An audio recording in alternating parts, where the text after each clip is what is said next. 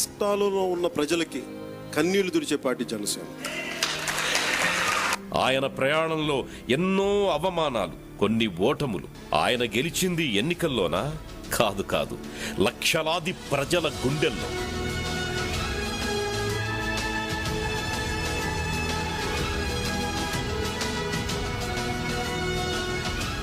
Pawan Kalyan guarantee ఎందుకు ఇష్టమని కాదండి, ప్రపంచంలో పవన్ కళ్యాణ్ గురించి తెలిసిన ఏ వ్యక్తి అయినా పవన్ కళ్యాణ్ ఇష్టపడకుండా ఉండరు. ఆయన అంటే మాకు ఇష్టం అండి. ఆయన మాకు దేవుడు, ఆయన మాకు ఇంకా మా కోసం. ఆయన మంచి వజ్రం లాంటి ఆయన. వజ్రం అంటే ఎట్టి పరిస్థితుల్లో కట్ అవ్వదు, చాలా స్ట్రాంగ్ గా ఉంటుంది. అలాగే పవన్ కళ్యాణ్ గారు కూడాను చాలా స్ట్రాంగ్ పర్సన్, డెడికేటెడ్ పర్సన్. ఇన్ని మాటలెందుకు? ఆయన ఆలోచనల్లో, మాటల్లో, చేతల్లో నానా రకాల ఎమోషన్లలో ఒకే తీవ్రత, ఒకే గాఢత, ఒకే ఇంటెన్సిటీ. మార్పు వచ్చే వరకు నా ప్రయాణం అట్లాగే ఉంటుంది. పవన్ కళ్యాణ్ అంటే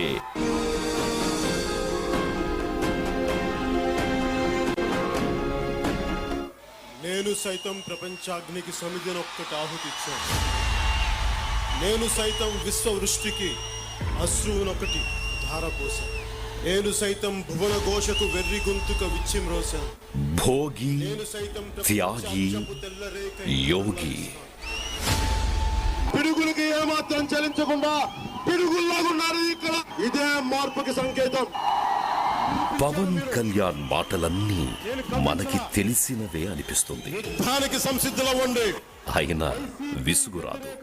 మన వేదనను మనమే వింటున్నట్టుంటుంది. మన ఆవేశాన్ని మనమే చూస్తున్నట్టుంటుంది. మన చుట్టూ ఉన్న దుర్నీతిని మనమే తొలగిస్తున్నట్టు అనిపిస్తుంది. అతని మీద ఒక నమ్మకం హృదయం నుంచి ప్రవహిస్తున్నట్టుంటుంది.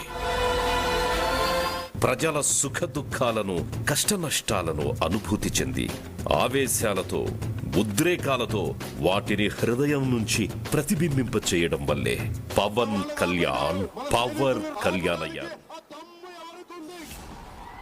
నాయకులందరిలో విశిష్టంగా నిలుస్తున్నారు.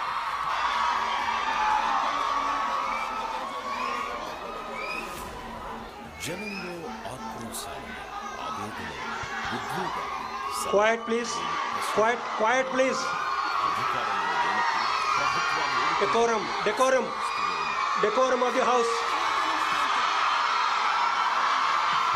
మన ప్రియతమ నాయకులు, ఆంధ్రప్రదేశ్ ఉప ముఖ్యమంత్రి, నేటి ముఖ్య అతిథి పవన్ కళ్యాణ్ గారికి స్వాగతం, సుస్వాగతం.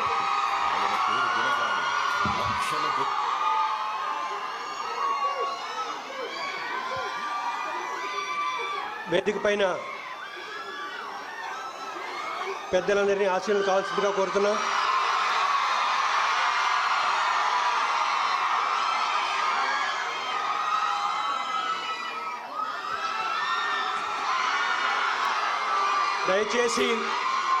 దయచేసి ప్లీజ్ అందరూ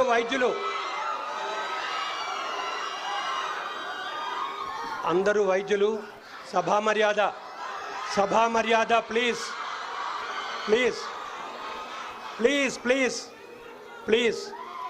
రామ్కోసా ప్రెసిడెంట్ శ్రీ ఎంవి ఆనంద్ గారిని, మన ముఖ్య అతిథిని, ఇక్కడ ఆహూతులందరినీ ఆహ్వానించవలసిందిగా కోరుతున్నాను. Thank you sir. దయచేసి అందరూ కూర్చొని ఒక్క 1 minute. ఎస్పీ బిందు మాధవ్ గారిని వేదికపైకి రావాల్సిందిగా కోరుతున్నాం.